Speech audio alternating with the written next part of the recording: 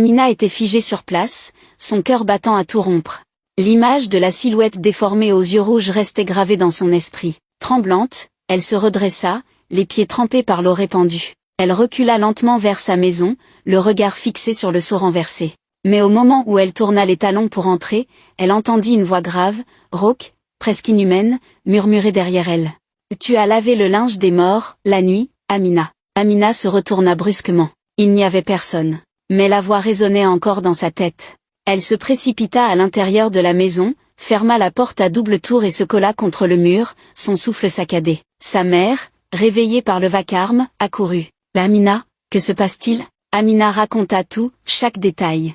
Sa mère blêmit. Elle s'assit lourdement, le regard perdu. « Je t'avais dit de ne jamais laver le linge à minuit. Tu as attiré l'esprit de Ndeye. »« D'Ndeye ? Mais, elle est morte depuis des années, » répliqua Amina, déconcertée. « Oui, mais son esprit hante encore le village. Elle cherche désespérément quelqu'un pour lui laver ses vêtements qu'elle n'a jamais pu purifier avant sa mort. Tu as réveillé sa colère, Amina. » Amina sentit sa gorge se nouer. Elle comprit enfin pourquoi l'eau avait semblé s'assombrir et pourquoi la silhouette avait des yeux rouges. Elle avait vu l'esprit de Ndeye. « Que dois-je faire, maman ?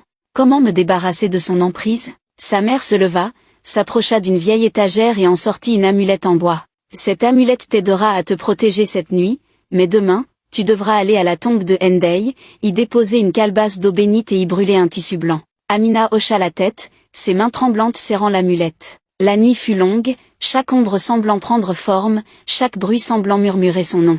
Au petit matin, elle fit ce que sa mère lui avait dit. Elle se rendit à la tombe de Ndeye, versa l'eau bénite et brûla le tissu blanc. Une brise glaciale parcourut le cimetière et, à ce moment-là, Amina entendit à nouveau la voix. « Merci. » Puis, le silence. Un silence lourd et inquiétant. Mais dès ce jour, plus jamais elle ne lava ses vêtements à minuit.